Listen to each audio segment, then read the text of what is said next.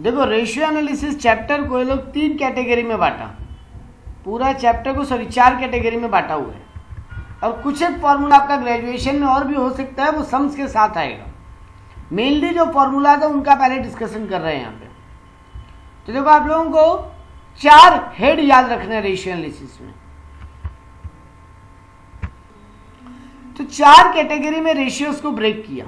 पहला हेड का नाम दिया लिक्विडिटी रेशियो, दूसरा हेड का नाम दिया सॉल्वेंसी रेशियो, तीसरा हेड का नाम दिया एक्टिविटी रेशियो और चौथा हेड का नाम दिया प्रॉफिटेबिलिटी रेशियो। 5 हेड में रेशियो एनालिसिस को डिवाइड किया। आपको ये जो स्क्रीन पे नोट दिखाई दे रहा है ये बहुत बेहतरीन वे में बना हुआ है, क्योंकि आपको दो रेशियो दिया है, साइड में पूरा एक्सप्लेनेशन दिया उस रेशियो के ब्रेकअप का। आपको ठीक से अगर बैलेंस शीट याद है तो ये रेशियो का ब्रेकअप मोटा मोटी आप पकड़ लोगे। 1-2 रेशियो ऐसा होगा जो आपको याद करना पड़ेगा, बाद बाकी आपको याद नहीं करना पड़ेगा अगर आप उसका लॉजिक पकड़ लो तो। सबसे पहले हेड बात करते हैं लिक्विडिटी रेशियो। इसमें 2 रेशियोज आते हैं, करंट रेशियो और एक दूसरा है लिक्विड रेशियो, या जिसको दूसरा नाम से एसिड टेस्ट रेशियो या क्विक रेशियो भी बोलते हैं। तो मेनली आपको 2 ratio under the head liquidity ratio याद करना है, current ratio and liquid ratio. नाम ही में मीनिंग है करंट रेशियो, यानी current asset by current liability. Current asset में क्या क्या आता है इसके लिए बैलेंस शीट ठीक से याद आना जरूरी है। करंट एसेट में कितना आइटम था, कोई को याद है? नंबर कितने थे, कितने आइटम थे करंट एसेट में? अभी बैलेंस शीट पढ़े हम लोग कुछ महीना पहले। करंट एसेट में कितना आइटम आते हैं? 6। Very good. और करंट लायबिलिटी में 4। Very good. देखो यही ब्रेकअप यहाँ साइड में दिया हुआ भी है। करंट एसेट में क्या क्या आता है? Current investment, inventories, trade receivable, cash and cash equivalent, short term loan and advance, other current asset. अब एक इंपॉर्टेंट बात, इन्वेंट्रीज जब बोलेंगे तो लूज टूल्स और स्पेयर पार्ट्स का इन्वेंट्री को नहीं गिनते इसमें। यानी तुम्हारा फिनिश गुड्स का स्टॉक का बात होगा, इसमें रॉ मटेरियल के स्टॉक का बात होगा, WIP के स्टॉक का बात होगा, लेकिन वो लूज टूल स्पेयर पार्ट का स्टॉक इसमें इंक्लूड नहीं होता। करंट लायबिलिटी बैलेंस शीट का फॉर्मेट याद करो, 4 लायबिलिटीज है, short term borrowing, trade payable, other current liability, short term provision. यही फॉर्मूला है करंट रेशियो का, current asset by current liability. Current asset के 6 item divided by current liability का 4 item. दूसरा फॉर्मूला बनता है इसमें लिक्विड रेशियो, जिसका दूसरा नाम एसिड टेस्ट रेशियो भी है और क्विक रेशियो भी है।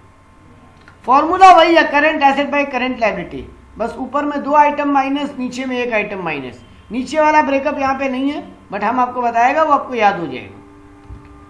फॉर्मूला होता है current asset by current liability, ऊपर में 2 आइटम माइनस कर देंगे करंट एसेट में से, नीचे करंट लायबिलिटी में से 1 आइटम माइनस कर देंगे।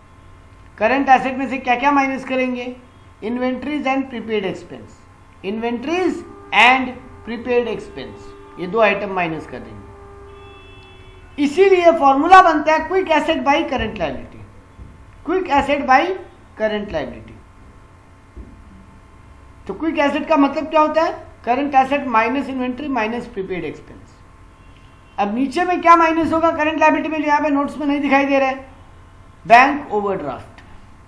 बैंक ओवरड्राफ्ट भी करंट लायबिलिटी से जनरली माइनस हो जाता है, लेकिन आप लोगों को 90% टाइम में बैंक ओवरड्राफ्ट देगा ही नहीं, तो आपको झमेला होगा ही नहीं। सो मेरा 2 फॉर्मूला हुआ लिक्विडिटी रेशियो के अंदर, current ratio and liquid ratio, या फिर एसिड टेस्ट रेशियो या quick ratio. Formula current asset का, करंट रेशियो का current asset by current liability, और लिक्विड रेशियो का liquid asset by current liability, quick asset by current liability. Quick asset का मतलब current asset minus inventory minus prepaid. यहां तक clear है? किसी को डाउट है तो बोलो। हम आप लोगों को एक बात हर बार रिपीट करेगा, प्लीज बैलेंस शीट का फॉर्मूला को पार्ट ऑफ द वोकेबुलरी बनाइए। अगर आपको बैलेंस शीट का फॉर्मेट नहीं याद है तो प्लीज उसको अच्छे से गो थ्रू कीजिए, क्योंकि बहुत सारा चैप्टर है इस क्लास सेमेस्टर 6 के अकाउंट्स में जिसमें आपके वो काम आएगा बहुत ज़्यादा। आप उसको इग्नोर करके पढ़ाई नहीं कर सकते। तो बैलेंस शीट का फॉर्मेट को बहुत अच्छे से अपना पार्ट ऑफ द वोकेबुलरी बनाइए। नेक्स्ट हेड है सॉल्वेंसी रेशियो। इसमें हम लोग 4 रेशियो पढ़ते हैं। पहला रेशियो का नाम है डेब्ट इक्विटी रेशियो, दूसरे रेशियो का नाम है टोटल एसेट टू डेप्ट रेशियो, तीसरे का नाम है प्रोप्राइटरी रेशियो, चौथे का नाम है इंटरेस्ट कवरेज रेशियो। देखो हर एक रेशियो, पहला तीनों रेशियो का नाम में ही फॉर्मूला छुपा हुआ है, अगर नाम याद है तो फॉर्मूला याद है। पहला फॉर्मूला का नाम है डेप्ट इक्विटी रेशियो, फॉर्मूला बना डेप्ट बाय इक्विटी, इक्विटी का दूसरा नाम शेयर होल्डर्स फंड भी है। डेप्ट में क्या क्या आता है? डेप्ट में दो आइटम आता है, long term borrowing and long term provision, long term borrowing and long term provision, डेप्ट में ये दो ही आते हैं। जबकि इक्विटी का मतलब या शेयर होल्डर फंड का मतलब share capital plus reserves and surplus. तो पहला फॉर्मूला हो गया डेप्ट equity ratio, dept by equity, जिसका मीनिंग है डेप्ट का मतलब long term borrowing plus long term provision balance sheet का, नॉन करेंट लायबिलिटी का पहला और चौथा आइटम, और share holders fund share capital plus reserves and surplus, share holders fund का पहला दोनों आइटम। दूसरा फॉर्मूला है टोटल एसेट टू डेप्ट रेशियो। देखो नाम ही में फिर मीनिंग है, पहला नाम क्या है?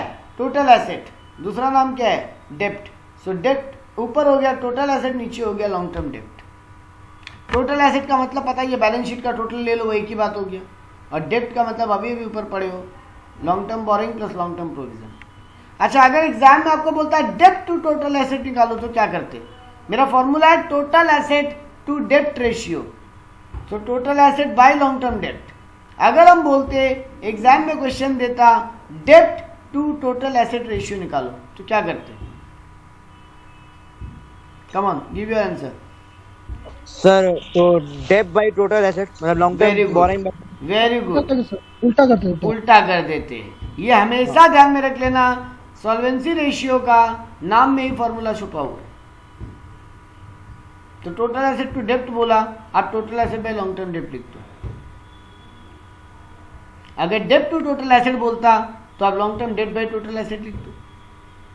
टोटल एसेट का मतलब जो साइड में लिखा है, लेकिन लिखने का कोई मतलब नहीं बचा। बैलेंस शीट का पूरा टोटल, यही तो होता है टोटल एसेट। सारा non current asset, current asset सब ले लिया, मतलब बैलेंस शीट का टोटल एक तरीके से। अब अगला आता है प्रोप्राइटरी रेशियो। प्रोप्राइटर किसको बोलते हैं? प्रोप्राइटर वर्ड का मतलब क्या होता है? Sir owner of the business.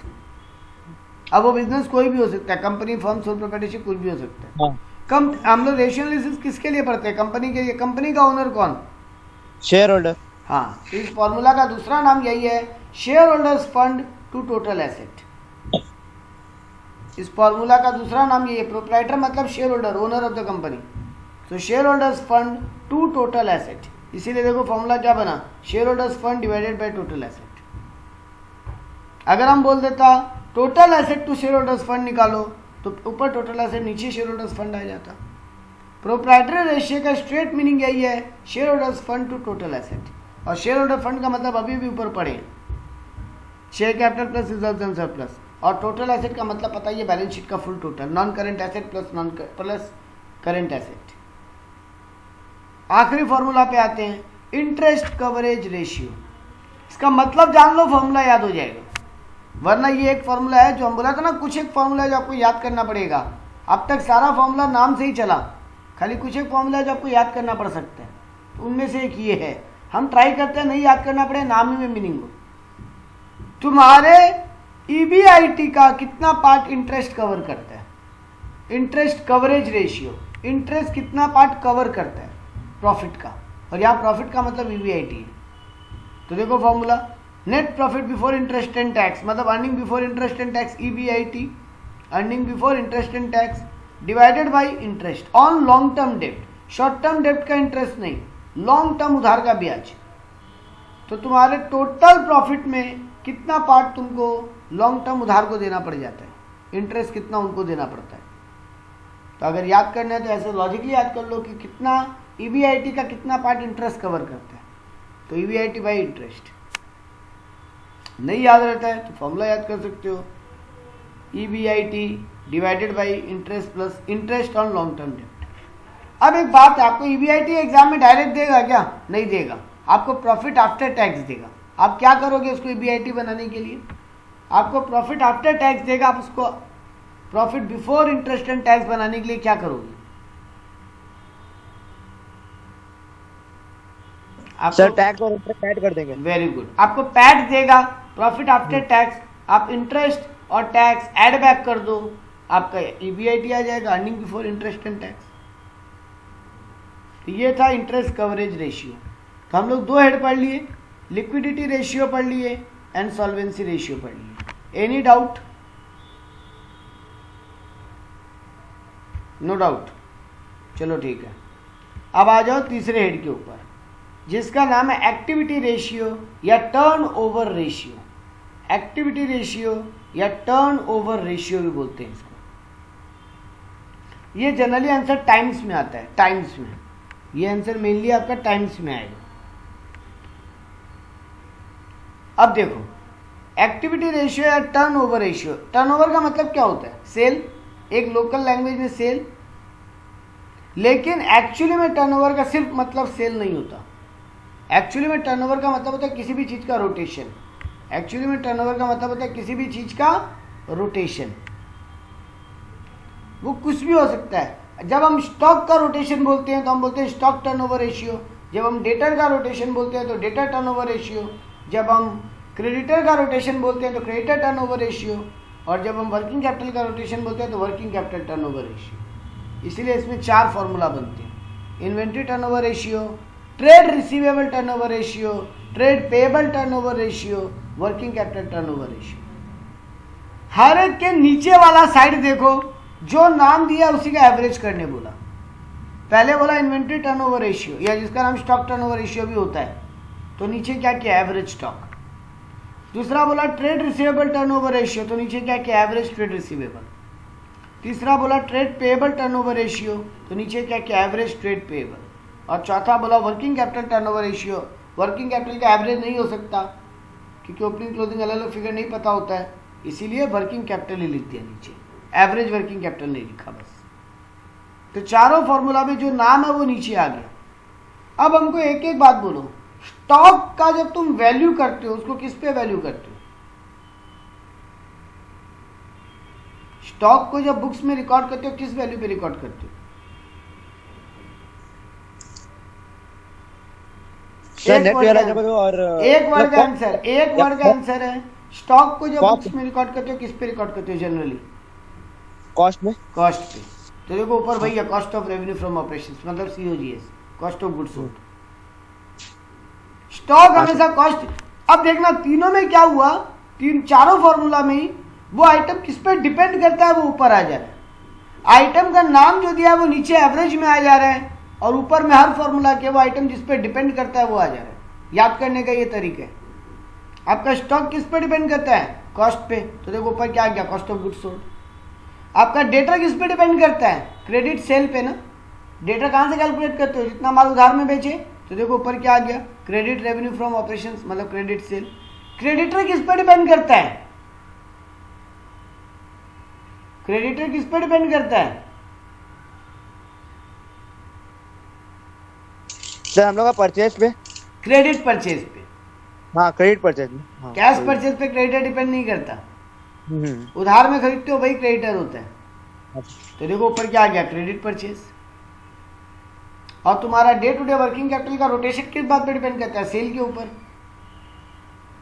कि तुम्हारा day to day working capital कितना लगेगा ये तुम्हारे सेल्स पे डिपेंड करता है। तो ऊपर आ गया रेवेन्यू फ्रॉम ऑपरेशंस। तो देखो 4 फॉर्मूला थे। एवरेज या इन्वेंट्री टर्नओवर रेशियो, तो फॉर्मूला बना cost of goods sold by average stock. Trade receivable turnover ratio, तो फॉर्मूला बना credit sales by average trade receivable, क्योंकि क्रेडिट सेल्स पे डिपेंड करता है एवरेज डेटर। ट्रेड पेएबल का फॉर्मूला बना credit purchase by average trade payable. Working capital का formula बना revenue from operations by working capital. अब हमको एक बात बताओ, ट्रेड रिसीवेबल का एवरेज कैसे निकलेगा? ट्रेड रिसीवेबल का एवरेज कैसे कैलकुलेट होगा? इन्वेंट्री का एवरेज तो सिंपल है, opening stock plus closing stock divided by 2। Average inventory कैसे निकलेगा? हाँ बोलो। Opening data plus bills receivable plus closing data closing bills receivable divide by 2। हाँ यहाँ 4 आइटम आ जा रहे हैं क्योंकि ट्रेड रिसीवेबल बोला है, उसका एवरेज करने बोला है। तो फॉर्मूला बनता है opening trade receivable closing trade receivable divided by 2। अगर सिंपल फॉर्मूला बोले opening TR plus closing TR divided by 2। अब ओपनिंग टीआर में क्या क्या आता है, opening debtor plus opening bills receivable. Closing TR में क्या आता है, closing debtor plus closing bills receivable. तो opening debtor plus opening BR plus closing debtor plus closing BR divided by 2, 4 मत कर देना, 2 ही होगा। वैसे ही ट्रेड पेएबल यानी क्रेडिटर और bills payable, so opening creditor plus opening BP closing creditor plus closing BP divided by 2।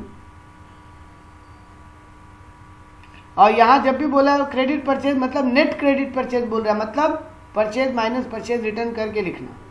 Credit revenue from operation मतलब net sales, मतलब sale minus sales return. Revenue from operation मतलब net sale, मतलब sales minus sales return. जो माल वापस हो गया वो माइनस कर देना, हमको नेट चाहिए figure, net purchase net cell. अब मेरा आखिरी क्वेश्चन है इस फॉर्मूला में, कॉस्ट ऑफ गुड्स सोल्ड कैसे कैलकुलेट होगा। जो हम पहला फॉर्मूला बोला एवरेज इन्वेंट्री के ऊपर में इन्वेंट्री टर्नओवर रेशियो में जो हम बोला cost of revenue from operation divided by average inventory, तो ये cost of revenue from operations का मतलब होता है कॉस्ट ऑफ गुड्स सोल्ड।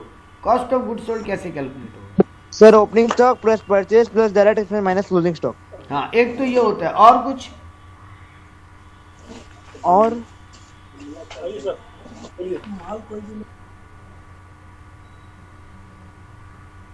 सोचो सोचो, sales minus gross profit guys, तभी भी तो आ जाएगा cost of goods sold. Sale में से प्रॉफिट आता तो कॉस्ट आ जाएगा,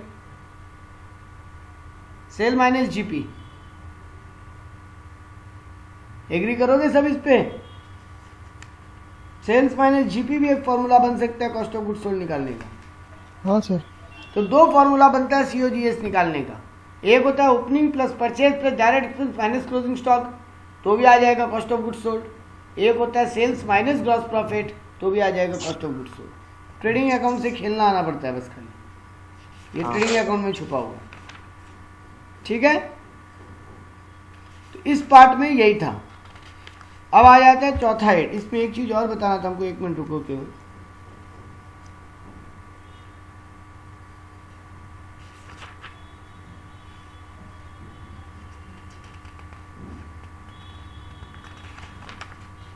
एक मिनट रुकना हमको, इसमें एक चीज बताना, वो ये 4 फॉर्मूला तो निकल जाते हैं, यह सारे आंसर आते हैं टाइम्स में। तो मेरा रेशियो निकल गया, कभी कभी हमको इसमें पीरियड निकालने भी बोल देते हैं। तो वो पीरियड कैसे निकलेगा, वो पीरियड निकलता है जो तुम्हारा स्टॉक टर्नओवर रेशियो का आंसर निकला। अब अगर तुमको पीरियड कोई पूछ ले तो क्या बोलोगे, 365 बाई स्टॉक टर्नओवर रेशियो मार दो, पीरियड आ जाएगा। अगर तुम्हारा डेटा टर्नओवर का पीरियड पूछते हैं तो 365 दिन डिवाइडेड बाई डेटा टर्नओवर मार दो, डेटा टर्नओवर रेशियो का जो आंसर आया। अगर हम तुमसे ट्रेड पेएबल का पीरियड निकालने बोले तो 365 दिन divided by trade payable ratio मार दो। या वर्किंग कैपिटल का हम पीरियड निकालने बोले तो वर्किंग 365 दिन divided by working capital ratio का आंसर मार दो। मतलब अगर आपको नॉर्मल रेशियो निकालने बोलेगा टाइम्स में तो जो फॉर्मूला सीखे, और अगर पीरियड में निकालने बोल देगा तो इन फॉर्मूला से जो आंसर आया, जिसका भी पीरियड निकालने बोलेगा 365 दिन या 12 दिन या 52 हफ्ता, जैसे भी वीकली आंसर निकालने बोला वीकली पीरियड बताओ तो 52 बाई आंसर जो आंसर आया फॉर्मूला का। अगर मंथली बोलेगा तो 12 बाई आंसर, और अगर वीकली डेली बेसिस पे बोलेगा तो आपको 365 डिवाइडेड बाई यानी डेज बेसिस पे बोलेगा तो 365 डिवाइडेड बाई आंसर। तो इन चारों फॉर्मूला से जिसका भी पीरियड पूछेगा उसका आंसर नीचे में, ऊपर में डेज, मंथ या वीक जो भी दिया रहेगा क्वेश्चन। क्लियर है ये? इस पे डाउट है तो वापस बोल सकते हो, बता देगा।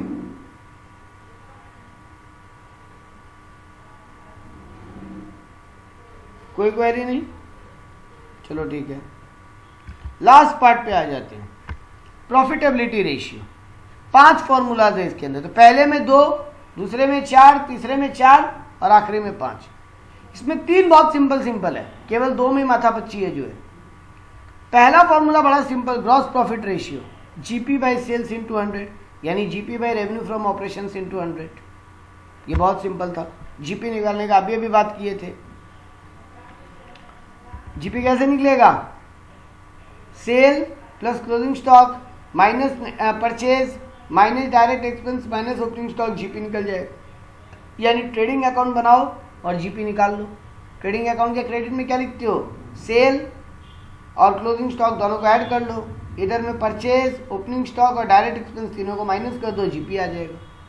ट्रेडिंग अकाउंट बनाओ, जीपी निकालो। तो मेरा जीपी रेशियो का फॉर्मूला बना gross profit by revenue from operations into 100। एक बार दूसरा और तीसरा फॉर्मूला को इग्नोर करते हैं, हम चौथे और पांचवें पे आ जाते हैं। Net profit ratio, again simple, PAT divided by revenue from operation into 100। अब यहाँ यही सीखने लायक है, जब इंटरेस्ट कवरेज रेशियो निकाले वहां ईबीआईटी काम आया, जब नेट प्रॉफिट रेशियो निकाल रहे हैं वहां प्रॉफिट आफ्टर टैक्स काम आ रहा है। यही एकमात्र डिफरेंस इससे याद रखना जरूरी है कि कब कौन सा प्रॉफिट लगेगा।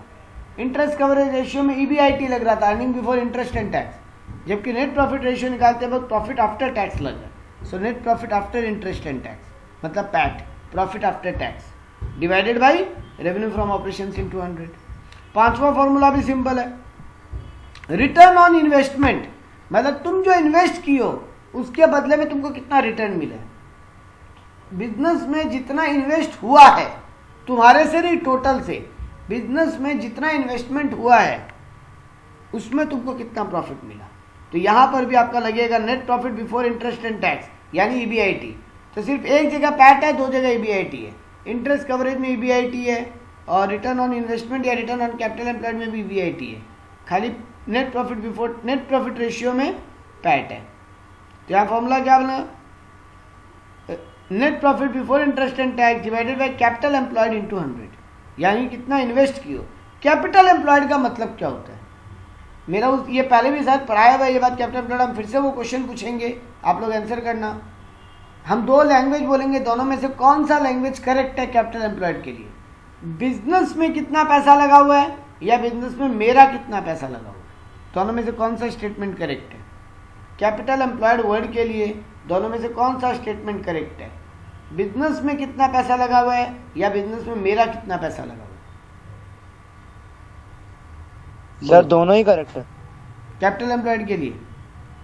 हाँ अच्छा ठीक है, बाकी लोग पहला वाला बिजनेस में कितना पैसा लगा हुआ है। Very good, yes Ayush. Manish यहाँ धोखा खा गए, मेरा कितना लगा हुआ खाली वो मतलब मेरा तो फिर खाली कैपिटल हो गया बेटा, शेयर कैपिटल, ओनर पैसा। हाँ हम कौन, बिजनेस का ओनर। हाँ कैपिटल एम्प्लॉयड मतलब होता है बिजनेस में कितना कैपिटल अभी लगा हुआ है, सिर्फ मेरा नहीं, टोटल कितना पैसा लगा हुआ है। तो फॉर्मूला बन जाता है share holders fund plus reserves and surplus plus long term borrowing minus long term investment. क्योंकि ये 3 रुपये को शेयर से बेच के पैसा उठाए, प्रेफरेंस शेयर से बेच के पैसा उठाए, रिजर्व्स एंड सरप्लस से पैसा उठाए, लॉन्ग टर्म बोरोइंग से जो पैसा लिए, ये चारों पैसा बिजनेस में डाले, यानी ये चारों पैसा बिजनेस में लगा हुआ है। हाँ सर, थोड़ा पैसा निकाल के हम कहीं और भी लगा दिया, लॉन्ग टर्म इन्वेस्टमेंट, हम कहीं इन्वेस्ट कर दिया, वो पैसा बिजनेस में नहीं लगा हुआ है अभी, वो पैसा कहीं और लगा हुआ है, तो वो माइनस कर दिए। तो फॉर्मूला क्या बना, share holders fund plus long term borrowing minus long term investment. और एक दूसरा फॉर्मूला बनता है current asset plus current non current asset minus current liability. तो 2 फॉर्मूलाज बनते हैं कैपिटल एम्प्लॉयड के, current asset plus current liability, sorry current asset plus non current asset minus current liability, या फिर share holders fund plus share capital plus reserves and surplus plus long term borrowing minus long term investment. दोनों में से कोई भी formula exam में काम लग सकता है। तो ये मेरा बनता है formula for return on capital employed. अब आ जाते हैं वो आखिरी 2 फॉर्मूलाज पे, और आज का क्लास वहीं स्टॉप होगा। इन फॉर्मूलाज को आप लोग अच्छे से गो थ्रू करके रखोगे, नेक्स्ट क्लास में हम सम पे आएंगे। ऑपरेटिंग रेशियो और ऑपरेटिंग प्रॉफिट रेशियो, ये 2 क्या चीज है। ऑपरेटिंग रेशियो का मतलब होता है मेरा डे टू डे ऑपरेशन में कितना पैसा लगा हुआ है, और ऑपरेटिंग प्रॉफिट रेशियो मतलब होता है हम डे टू डे बिजनेस से कितना कमा रहे हैं, डे टू डे बिजनेस से, सारा कमाई नहीं, सिर्फ डे टू डे। तो देखो ऑपरेटिंग रेशियो का फॉर्मूला क्या बनता है, cost of revenue from operations मतलब COGS प्लस तुम्हारा PL से जो जो ऑपरेटिंग एक्सपेंसेस है। ट्रेडिंग अकाउंट का तो सारा एक्सपेंसेस ले लो, यानी ट्रेडिंग अकाउंट से तुम COGS निकाल लिए, प्लस तुम्हारा PL अकाउंट से जो जो ऑपरेटिंग एक्सपेंस है खाली, यानी सीधा मेथड से आते ऊपर से नीचे, ट्रेडिंग बनाते हुए PL का आइटम पकड़ते हुए ऑपरेटिंग रेशियो निकालते हैं। So cost of revenue from operations plus operating expense, इस सारा फॉर्मूला में डिवाइडेड बाई तो रेवेन्यू फ्रॉम ऑपरेशंस है, मतलब डिवाइडेड बाई तो नेट सेल है, तो इसमें नीचे का याद करने का टेंशन ही नहीं। तो देखो operating cost of revenue from operation अभी निकालना बताए थे, प्लस सारा ऑपरेटिंग एक्सपेंसेस। यानी कौन कौन सा 4 आइटम नहीं लेंगे जब हम ऑपरेटिंग एक्सपेंसेस ऐड करेंगे, तो मतलब कौन कौन सा आइटम को नॉन ऑपरेटिंग एक्सपेंस मानेंगे। अभी कैश फ्लो करते हुए पढ़े ये चीज हम लोग, कौन सा 4 आइटम को हम लोग नॉन ऑपरेटिंग एक्सपेंस मानेंगे और उसको ऐड नहीं करेंगे जब ऑपरेटिंग एक्सपेंसेस को ऐड करेंगे सीओजीएस में। बोलो कौन सा वो 4 आइटम है जिसको नॉन ऑपरेटिंग मान के सीओजीएस में ऐड नहीं करेंगे जब हम ऑपरेटिंग रेशियो सॉल्व करेंगे। कमन एक दो तो बोलो, बाकी हम रिवाइज करवा देंगे। सर डेप्रिसिएशन नहीं, डेप्रिसिएशन नॉन कैश आइटम है, नॉन ऑपरेटिंग नहीं है। डेप्रिसिएशन तुम्हारा डे टू डे ऑपरेशन का पार्ट है भाई, बिना मशीन चलाए प्रोडक्शन कहां से करोगे। अच्छा non operating interest from debentures, interest paid, सुनो मेरा बात, interest paid, dividend paid, loss on sale of asset और loss on sale of investment. ये चारों को नहीं, डिस्काउंट सब तुम्हारा day to day operating expense है। डिस्काउंट तुम मेन आइटम के साथ दे रहे हो, तुम मेन प्रोडक्ट बेच रहे हो उसमें डिस्काउंट दे रहे हो। नहीं शेयर पे जो डिस्काउंट वगैरह होता है, हाँ शेयर्स पे डिस्काउंट को भी गिन सकते हो। मेनली ये 4 ही आइटम है। तुम कोई इंटरेस्ट चुका रहे हो, तुम कोई डिविडेंड चुका रहे हो, तुम कोई loss on sale of asset या इन्वेस्टमेंट खाए हो, या फिर तुम कोई शेयर वगैरह इशू कर रहे हो उस पर डिस्काउंट दे रहे हो, शेयर डिवेंचर इशू करते समय डिस्काउंट दे रहे हो। इनको बोलते हैं नॉन ऑपरेटिंग, तो इनको ऐड नहीं करेंगे। इनके अलावा पीएल में जो खर्चा है सब ऐड करेंगे ऑपरेटिंग एक्सपेंस के नाम पे। तो cost of revenue from operation plus operating expense divided by revenue from operations into 100, ये मेरा ऑपरेटिंग रेशियो का फॉर्मूला है। आखिरी फॉर्मूला आज का, ऑपरेटिंग प्रॉफिट रेशियो, ये उल्टा चलता है। सब तुमको नेट प्रॉफिट देगा, मतलब पैट देगा तुमको, पैट प्रॉफिट आफ्टर टैक्स। तुम्हारा फॉर्मूला क्या है पहले वो देखो, operating profit divided by sales यानी नेट सेल्स या revenue from operations into 100, operating profit divided by revenue from operations into 100, ये तुम्हारा फॉर्मूला है। ऑपरेटिंग प्रॉफिट का मतलब क्या होता है, उल्टा चलेगा सब। तुमको अगर पैट दिया है तो टैक्स ऐड बैक करो, इंटरेस्ट ऐड बैक करो, यानी ईबीआईटी बनाओ। ईबीआईटी में अब 2 इंपैक्ट करना है, नॉन ऑपरेटिंग एक्सपेंसेस को ऐड बैक करना है और नॉन ऑपरेटिंग इनकम को माइनस करना है, तब आता है ऑपरेटिंग प्रॉफिट। ईबीआईटी में से नॉन ऑपरेटिंग एक्सपेंस को ऐड बैक करते हैं क्योंकि उल्टा जा रहे हैं, तो non operating expense already minus किया हुआ होगा तो अब ऐड बैक करो क्योंकि हमको ऑपरेटिंग तक पहुंचना है, और नॉन ऑपरेटिंग इनकम ऐड किया होगा तो उसको अब माइनस करो। तो वैसे ही 4 आइटम नॉन ऑपरेटिंग इनकम है तुम्हारा, interest received, dividend received, profit on sale of asset या फिर रेंट रिसीव्ड, ये 4 तुम्हारे ऑपरेटिंग इनकम है। तो जब ऑपरेटिंग प्रॉफिट रेशियो सॉल्व करना हो, operating profit by revenue from operations है, ऑपरेटिंग प्रॉफिट का मतलब है EBIT plus non operating expense minus operating expense और divided by revenue from operations तो नॉर्मल है। अगर सीधा आना होता देखो और करके एक फॉर्मूला लिखा है ऑपरेटिंग प्रॉफिट का, सीधा आना तो वही GP plus operating income add कर लो माइनस ऑपरेटिंग एक्सपेंस माइनस कर दो तो भी आ जाते सीधा। क्लियर है ये? कोई का कोई क्वेरी है यहाँ तक तो बोलो। लास्ट एक फॉर्मूला हमको, 2 फॉर्मूला और बोलना है हमको, यहाँ पे नोट्स में नहीं है वो, लेकिन हम पढ़ाते हुए बोल रहे हैं, क्लास में यूज करेंगे नेक्स्ट डे। यहाँ तक अगर डाउट क्लियर है तो